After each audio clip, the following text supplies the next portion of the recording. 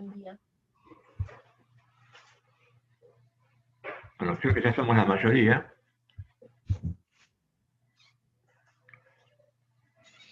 Esperemos 2 minutos más, que pasen 5 y ahí arrancamos.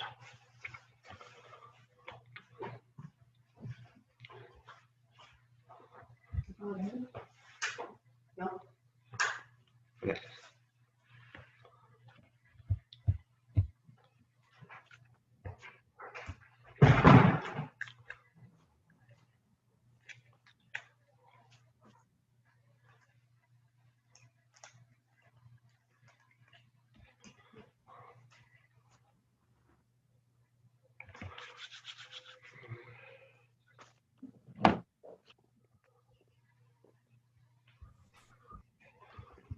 Buen día.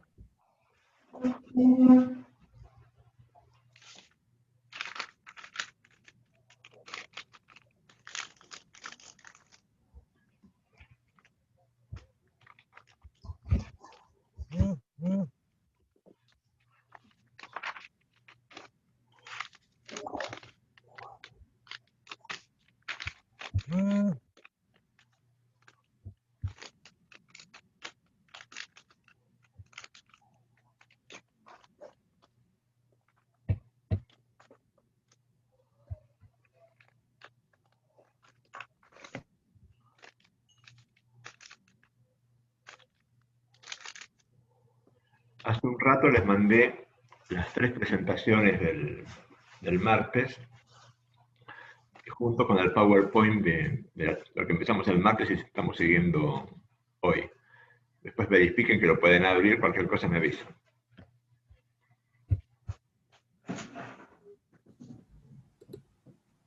Sí, profe, yo ya lo pude descargar. Gracias. Ok. Bueno, si les parece, entonces arrancamos, pues ya estamos en horario.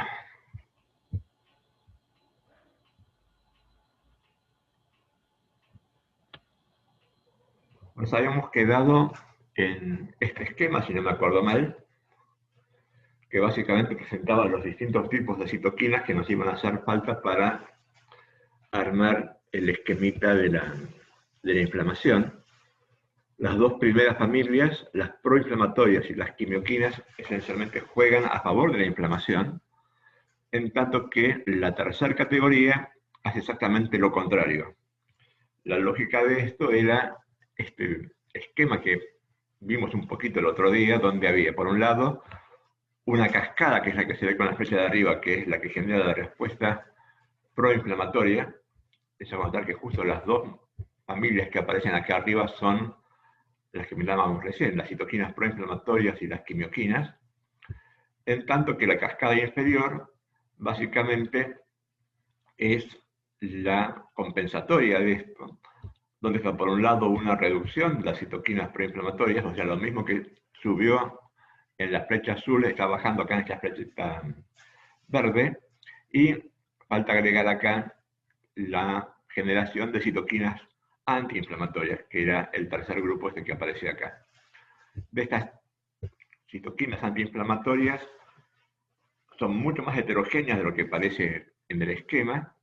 Por ejemplo, el antagonista del receptor de interleuquina 1, que se abrevia IL-1RA, es una proteína que se parece mucho a la interleuquina 1, tanto que usa el mismo receptor, pero no es capaz de activarlo, con lo cual el resultado es, mientras ella lo está ocupando, la otra no puede actuar.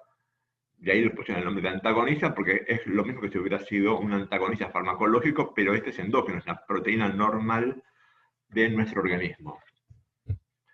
Este que aparece en el comienzo del segundo renglón de este párrafo es el factor de crecimiento transformante beta. Las siglas, desgraciadamente, como todas estas, vienen del nombre en inglés. No se lo confundan con este que estaba acá arriba, que también tiene una T y una F, pero es proinflamatoria y la N del medio es de necrosis y la T es de tumor, en tanto que esto es de, la T esta es transformante. Esto es factor de crecimiento transformante, Transforming Growth Factor beta, es antiinflamatoria, que es lo que hace que la pongamos acá, y tiene una cantidad de efectos interesantes. Por ejemplo, además de tener la capacidad de inhibir la inflamación, porque desactiva los macrófagos, los fagocitos mononucleares, entre otras cosas, estimula la multiplicación de los fibroblastos, o sea, se produce un aumento de la fibrosis, y además produce la diferenciación de esos fibroblastos a miofibroblastos que les mencionaba el otro día cuando hablábamos de los que tenían capacidad contráctil y eso podía permitir la contracción, por ejemplo, de la cicatriz o cosas por el estilo. O sea, esta es una categoría heterogénea.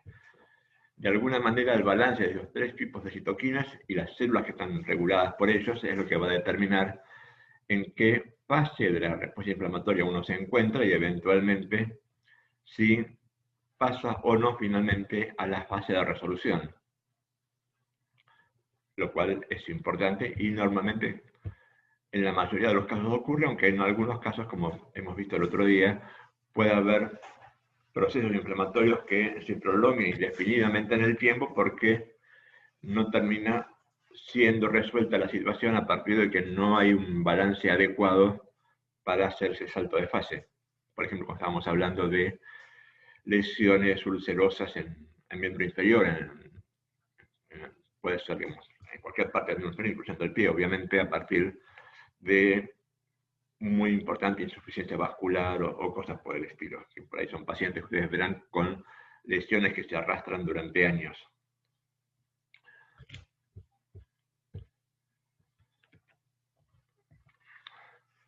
Habíamos mencionado que las citoquinas proinflamatorias, el mecanismo, si bien tienen otros mecanismos, el que íbamos a privilegiar para entender y darle lugar a los antiinflamatorios era la translocación de NF-κB, es este mismo NF-κB que aparece acá. Este es un esquema muy viejo, se tiene cerca de 2 décadas, o sea, faltan unos cuantos actores relevantes, y por otro lado, es de una empresa, digamos, es parte de una propaganda, pero está bien hecho el esquemita y es muy ilustrativo para las cosas que tenemos que discutir nosotros. Eso intenta representar esta especie de óvalo que estoy marcando con el cursor, intenta representar una célula que participa en el proceso inflamatorio. Supongan, por ejemplo, que puede ser, qué sé yo, un monocito. Esta estructura blanca que la circunda intenta representar la membrana plasmática. Y ahí ustedes ven que hay una cantidad de estructuras que la atraviesan. Todos estos son receptores de distintos tipos de señales. Son un montón. Esto signo de interrogación alude a que hay unos cuantos más que no están identificados adecuadamente en el esquema. Al día de hoy la lista es mucho más grande. Pero les pone, por un lado, el receptor del TNF, que dijimos que era el factor de necrosis tumoral, y les pone el receptor de la interleuquina 1, que es la IL-1 esta que aparece acá.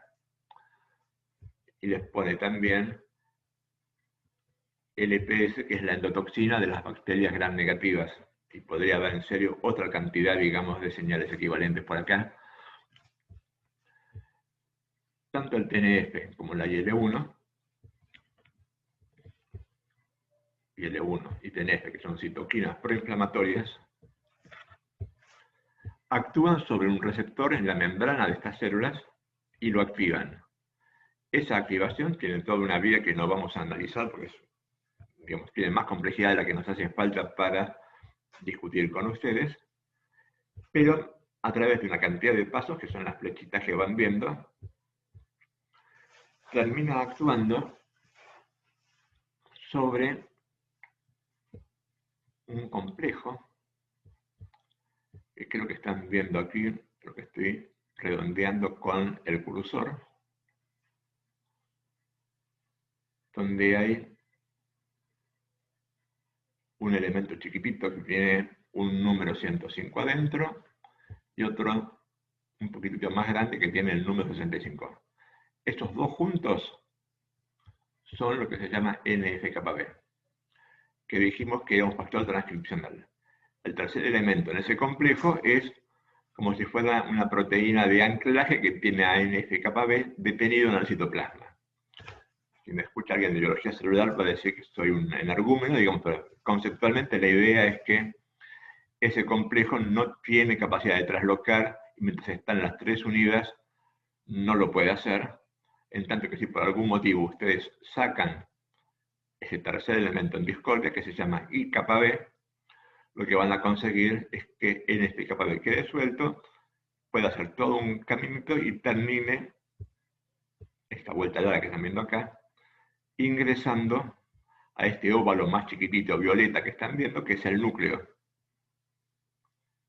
Si es un factor transcripcional, lo que va a hacer es regular la transcripción, que es el proceso por el cual la información del ADN es copiada en ARN. O sea, lo que está haciendo estas señales que empiezan en la membrana es mandar información al núcleo para que empiece a fabricar algunas proteínas. Esas proteínas son un montón. Una de las relevantes son esta listita que aparece aquí, abajo, en el medio a la derecha, donde lo primero que aparecen son justamente las propias citoquinas proinflamatorias, como el TNF o la interleuquina 1. O sea, la misma señal que pusimos acá arriba al principio se está produciendo por consecuencia de su presencia previa. O sea, esto es lo que genera, como yo les decía el otro día, un circuito de retroalimentación positiva, porque esto va a ser capaz de volver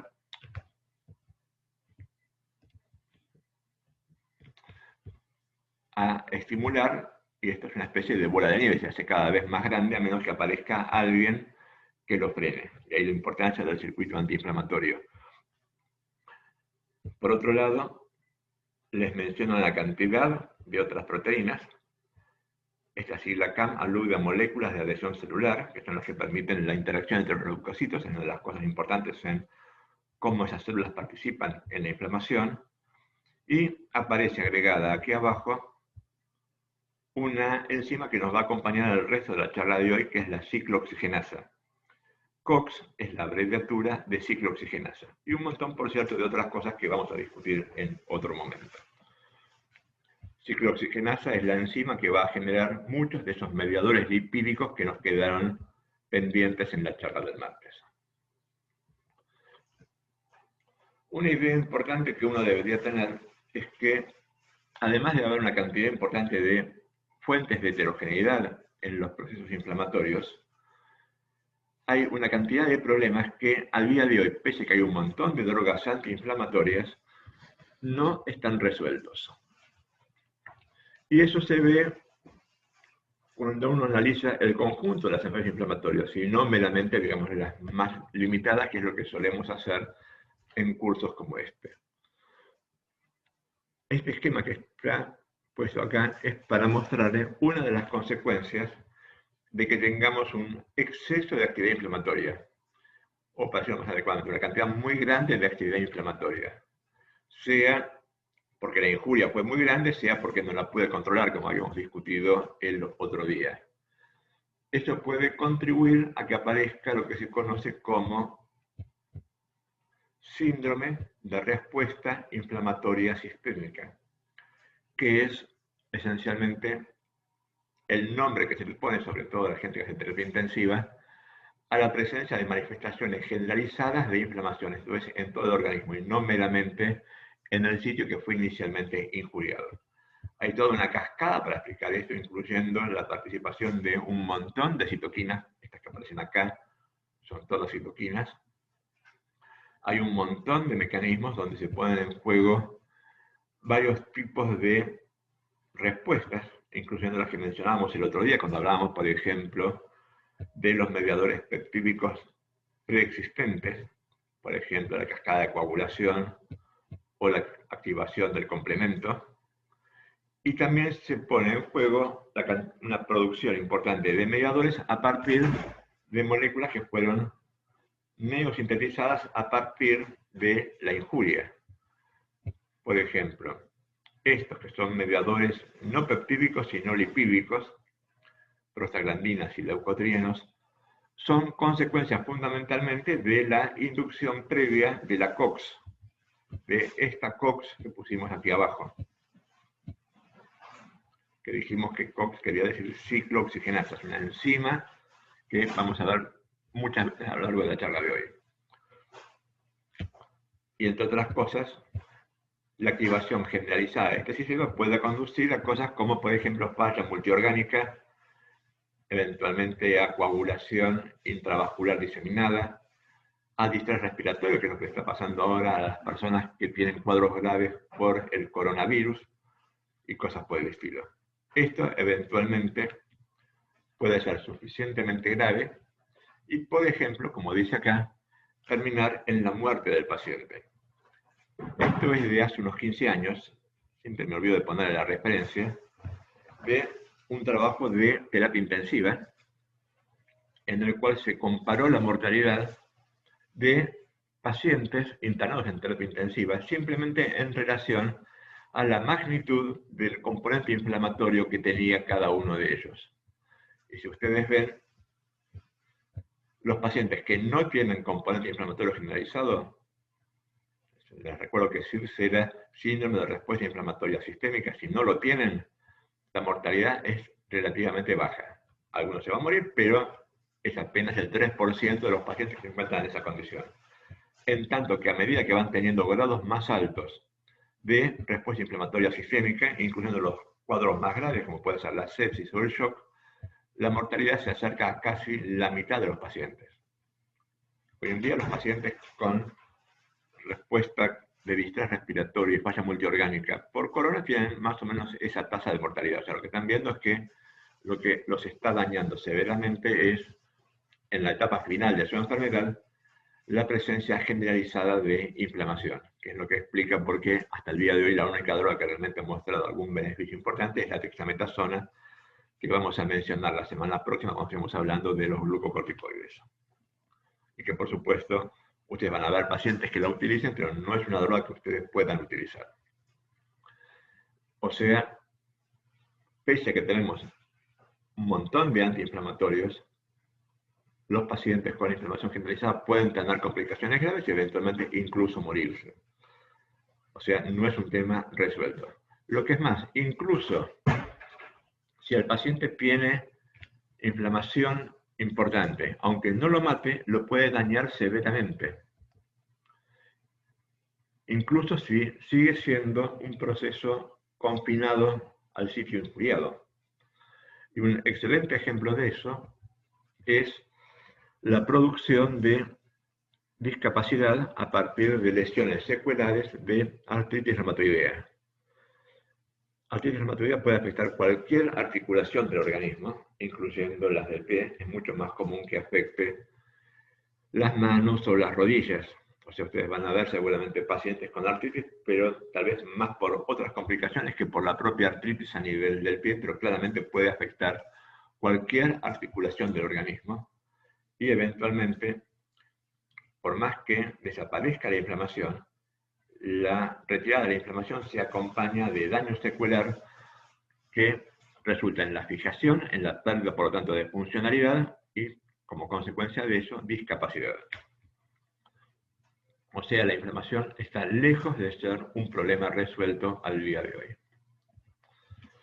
Con todo esto en mente, que insisto, digamos, tiene en la forma en que lo vamos a contar un sesgo optimista, a veces un poco exagerado, deberíamos considerar los distintos tipos de drogas que pueden ser empleadas para combatir la inflamación.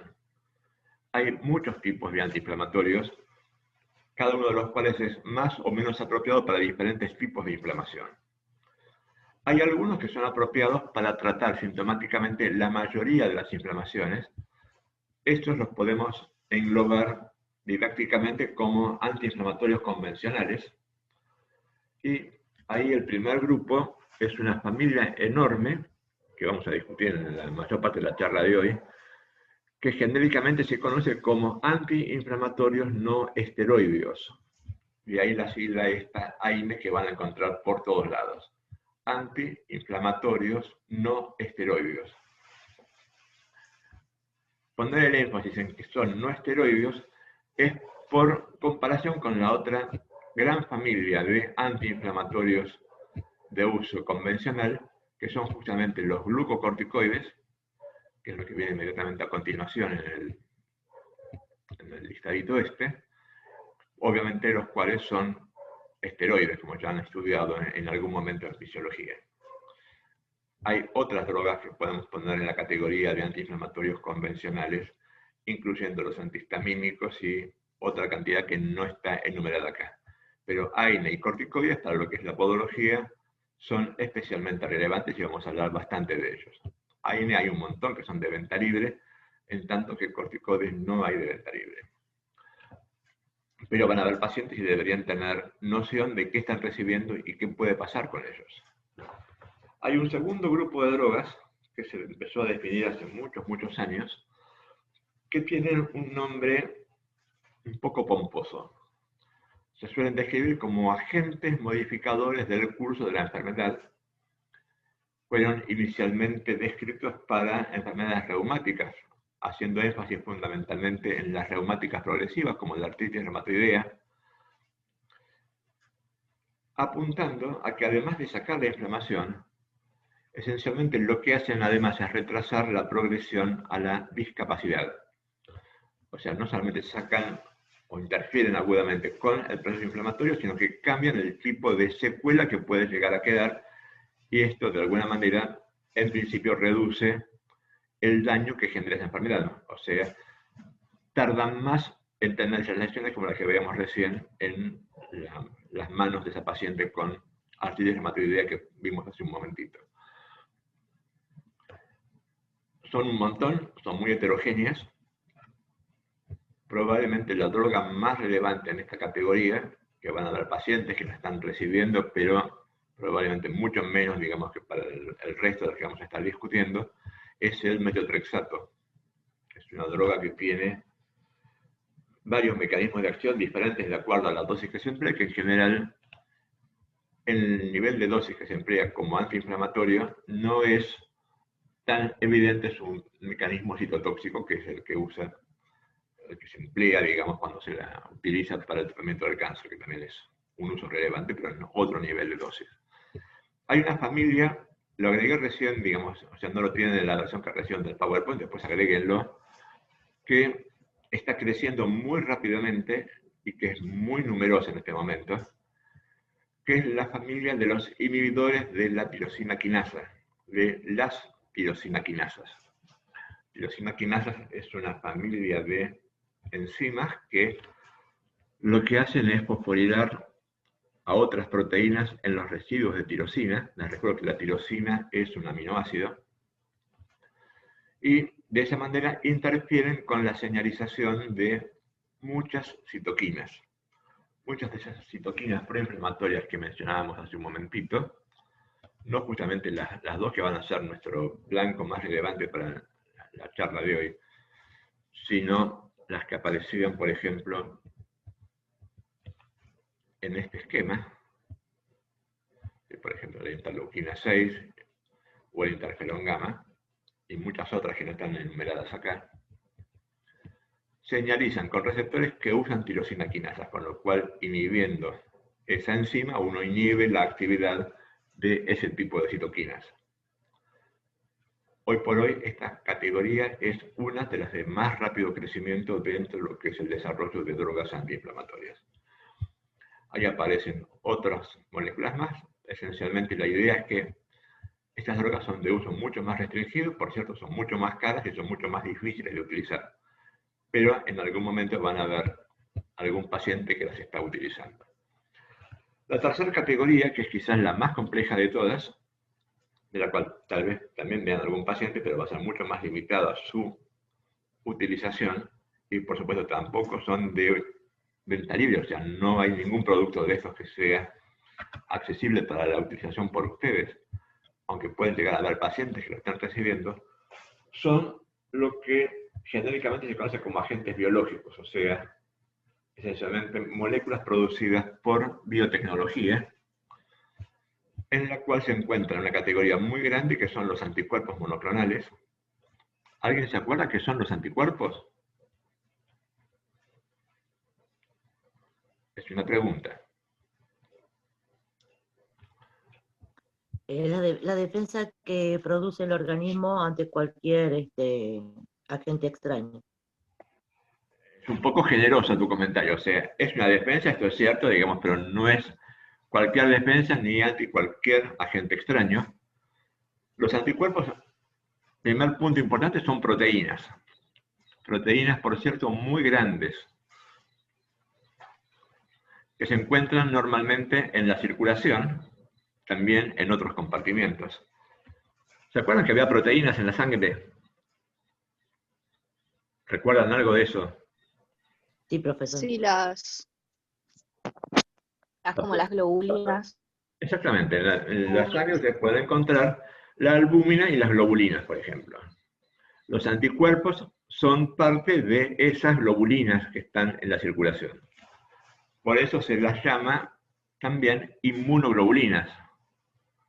O sea, todas las inmunoglobulinas son anticuerpos y sirven para cada uno de ellos identificar y tratar de eliminar algún tipo de antígeno particular. Por ejemplo, algún virus, por ejemplo, alguna bacteria, por ejemplo, alguna proteína que hemos tenido contacto y no deberíamos, o cosas por el estilo. O sea, hay una enorme lista de anticuerpos diferentes. Desde hace más de 40 años se pueden fabricar anticuerpos en condiciones artificiales a partir de una única célula amplificada y amplificada y amplificada para formar un clon.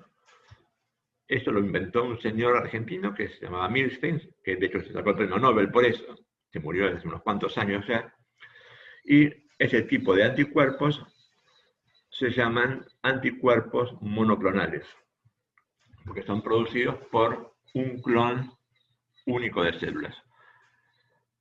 Hay muchos anticuerpos monoclonales que al día de hoy son empleados terapéuticamente, cosa que tardó bastante en desarrollarse, pero resultó muy, muy atractivo. Y es otra de las categorías que están creciendo más rápidamente dentro de lo que es la industria farmacéutica, por dos motivos muy interesantes.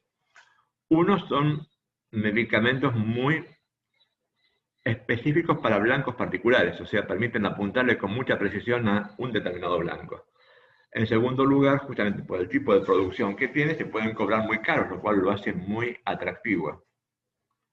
Lo que lamentablemente, digamos, no siempre se menciona, es que también tienen un montón de problemas, incluyendo muchas dificultades en el tipo de efectos adversos y de sus condiciones de utilización, pero claramente es una de las áreas más importantes de crecimiento en la industria farmacéutica.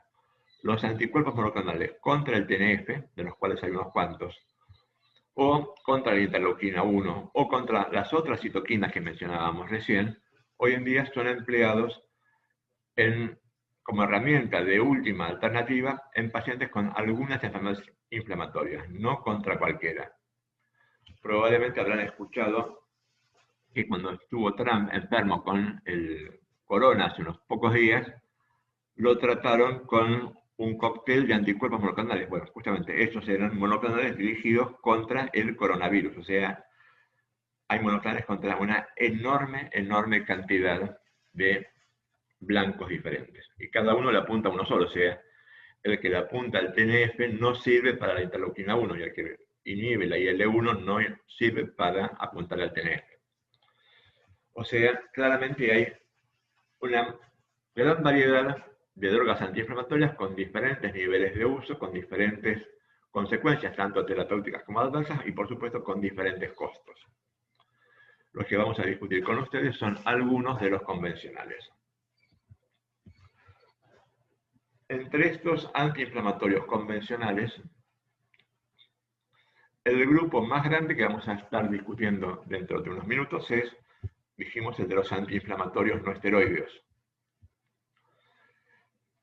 Todos los antiinflamatorios no esteroideos son inhibidores de la ciclooxigenasa, son una categoría que comparte el apuntarle específicamente a esa enzima que dijimos que era la ciclooxigenasa.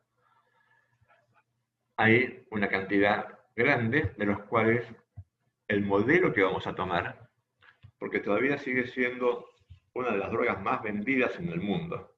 En nuestro país, como analgésico o como antipirético es más frecuente que se utilice el ibuprofeno, pero si lo ven a nivel mundial todavía sigue siendo la aspirina probablemente el más frecuentemente utilizado.